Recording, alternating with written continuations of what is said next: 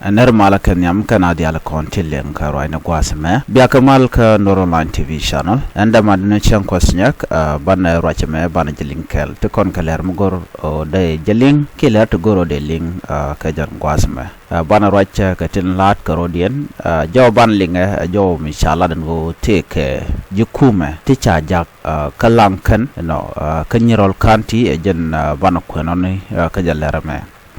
Nediti Chaka Jack lo Wokare which and Danton were tin Wukan get yat. Banamandan Lero Ban Yakulington, Chalado Chakapin, Nyuur, kuumɛ SPLA IO. Bukon Jordan Lero Tin Guasme, Bukon Choling, go a woman peneko, dong they can win with me. Ken kono ni ami jiram jidit kan online TV channel go region wujin dere Nuer online TV channel dere je support ka dere chonkel ka channel dere subscribe ka dere notification bell dere je twine ban jo me ban je chuli ngagwa ka jo me shalat gwa seme shalado kuumɛ SPLA IO sector 3 shikane tisha jak kuumɛ mayardit no shalado ne to kan wukan Nuer wukan ka tiat kalankan nyirol County chicken ka nyuur chit ko dong woken ka renyal gor kan odega na de kan ko tiat ka jom shalat gwasame shalado chicken ka lokono dong bu ka nyuur chawe SPLA IO sector 3 command has firmly rejected the landing of a government delegation at Lankan airstrip in Nyirol County ka jonan shalat gwasame wa chicken kuumɛ mayardit chicken peno dere nyuur ngay kone la kuumɛ kidney di alten kon tinde pin mayardit gor kana longono de kan Nuer de kan ka udien de kan yar ko chicken rodien de gang ka kuumɛ kan delegation den kone ajak ke kan Nuer shir ngay kone ano tele nei ti dong de jak loro bang tel mo kan lana je so ne to jaga ken winami ko biken tiase ki siasa biken olat ko bu na otiat ko ba ko gor ke ba kum mayardit ba jo gor. According to SPLA IO official, the government team did not coordinate with local military authorities and their presence was viewed as a violation of security protocol. Wudi re wujin winami awachi kan ngoti kan yar ko kan ka coordinate ke kuumɛ SPLA IO gwada dan wugatin ko gwada mi gwan kwa control kuumɛ SPLA IO ka jawdan chalat. Jachu loko no dong de ka nyuur ko kanete goro bina bigana bikan ko tiat ka do budan dong de kan kuumɛ mayardit de kan gor ka ja. More importantly, SPLA IO leader claimed the delegation went there with the intention of misleading Nuer youth, encouraging them to abandon the movement and follow the government. Ka jom chakwen gwasame SPLA IO Sudan People Liberation Army in opposition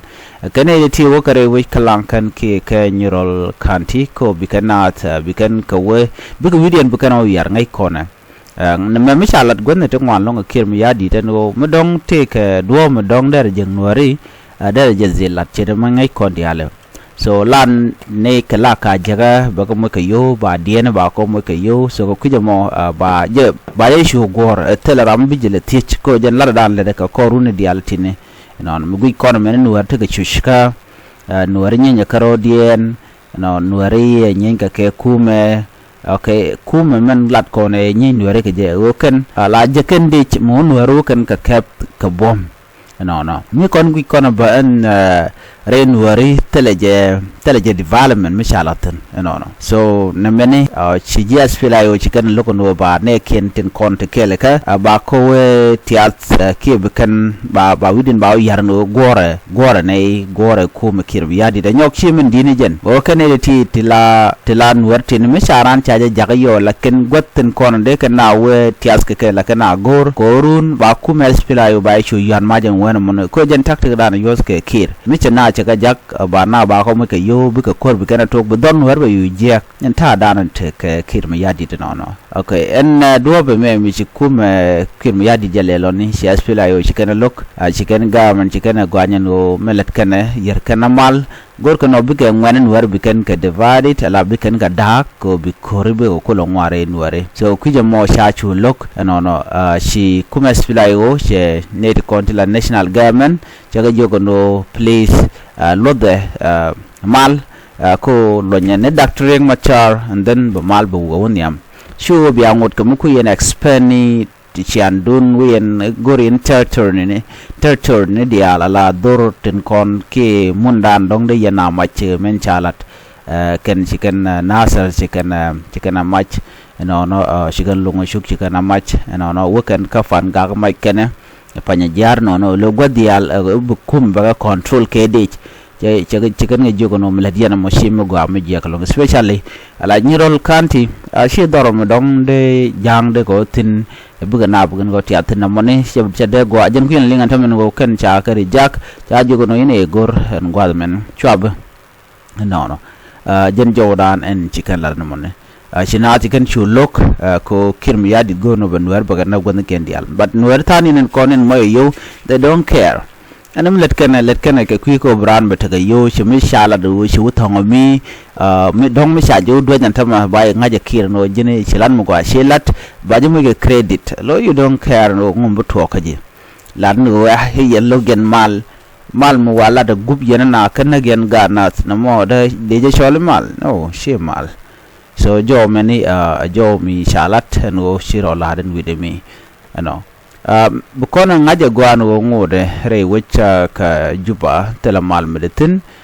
ko ngai kon diala no kirmi yadit pay lunjok but wir shala bol mel gore je longo no der ka yar kan dial der ka dagwana ken o der mal kam no der je yar janta dan de tin ka jandan let ken jennol ku ko Nuer ku ko lela daga tama bikan tan Nuer bikan ka kwany Nuer lere ka kel bukan mo ke yo ba jak ko they don't care no ram were go je wala shere ke bi jak mo gore ba jogo no jana ku deal ne ken aw deal ke Nuer ken be wole o jikin winimi jo wala na mala team long me sha lara wuri sharga me wuri shar me bol mel me sha lat minister of petroleum ki kwali ne potkang me sha jogo no jin wai ne ke ne kun ka nong mal I remember that jo me shalat ne ka tukde jo me lat je ka gwade da ne ba je kulo kwany lat ke jelet ke kam je kom la vice president ke jo me che jala long kami yen gu yen ta ya da ne lat je ndu lawo cha ga ga long je wang de che je nyan che power la jen che nge ne long ko cha je kam ko che gu je no being vice president long medi de long so be power mo be je use cabinet ko la Nueri ba kay nyon ki bakana ki bako kwat karodian and then it happened jen kwil nen tama te doran ko Nuer we jaga long tel mo gam lorode so neme me share le ka bolmel ken kirmi yadit ko be don Nuer be jadak ka don Nuer ba dak ku yon ko man yam ta chala nyam wi mon mrai ko na yo chiran che dore she bile diet ke je be gwini yo no ka tenyam ko me diran ga dore ya tele me diarek siga Nuer ken de liu ko de randa je lugun wo mi jeng mi shirna mo nda je lat so jan tada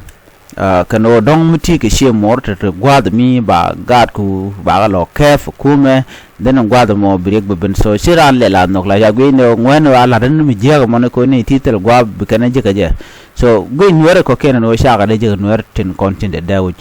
ko du le ko juba le lo gor ko juba bi ala o ga tan she de je but na me tiagalon ko jurneran be showo be la de je be shulat ne it dong tel ma ngai kana bran ma be jo yot ke shura mi tene ke juba te ko hotel sham no ko nen wi na mi tosh ka wi danga da tara tel ma dier ka je jini yo abis dong mi jel nan rai rom ni te ke ne ti wi dak ko chai mo ke yo